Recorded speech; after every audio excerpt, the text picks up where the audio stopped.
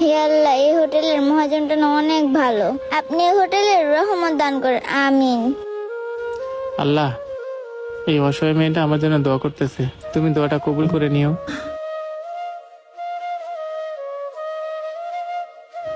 ওই মিয়া, আপনার কি ঋণ দিয়ে আমি ভুল করছি? স্যার, আমার আর 2টা দিন সময় দেন। শোনেন, আপনাকে আমি অনেক সময় দিছি, এখন আর সময় দেওয়া যাবে না। আর একটা মানুষের কত সময় দেওয়া যায়? শোনেন, আপনাকে 2 দিন সময় দেওয়া হলো। 2 দিনের ভিতরে যদি আপনি লোন পরিশোধ না করতে পারেন, তাহলে ব্যাংকের নামে এই হোটেল জব্দ করা হবে। আচ্ছা ঠিক আছে স্যার, আমি 2 দিনের মধ্যে আপনার সব ঋণ পরিশোধ করার চেষ্টা করব। আপনি চেষ্টা করেন আর যাই করেন, সেটা আপনার ইচ্ছা, কিন্তু 2 দিনের ভিতরে টাকা জমা না দিতে পারলে ব্যাংকের নামে এই হোটেল জব্দ করা হবে। চলে গেলাম। হায় আল্লাহ, 2 দিন তো সময় নিলাম, আমি 2 দিনের ভিতরে এতগুলো টাকা কই পাবো? তাহলে কি হোটেলটা কি ব্যাংকের নামে জব্দ হয়ে যাবে? হে আল্লাহ, তুমি কিছু একটা ব্যবস্থা করে দাও। আঙ্কেল, আমাকে একটু খাওয়ান দিবেন?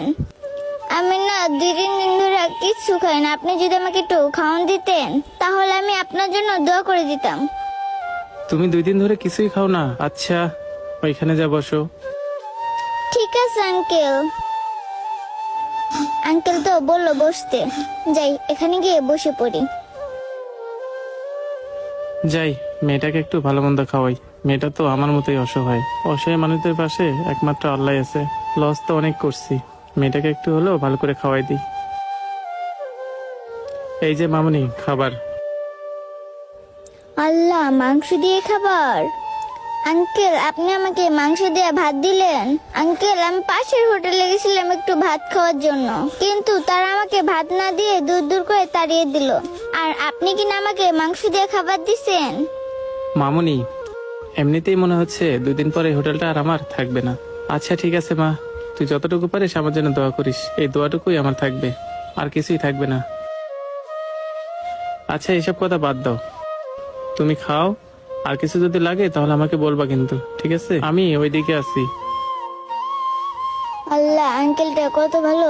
আমি একটু ভাত খেতে চাইলাম দেখে আমাকে মাংস দিয়ে ভাত খেতে দিল। যাক, আজকে তাহলে মনটা ভরে ভাতটা খাবো। এত কিছু রান্না করছি, কাস্টমারই তো নাই। আবার ব্যাংকালার কাছ থেকেও 2 দিন সময় নিছি। ব্যাংকের টাকাগুলো না দিতে পারলে এই শখের হোটেলটা আর আমার থাকবে না। হায় আল্লাহ, এখন যে কি করি? হে আল্লাহ, এই হোটেলের মহাজনটা না অনেক ভালো। আপনি এই হোটেলের রহমত দান করেন, আমিন।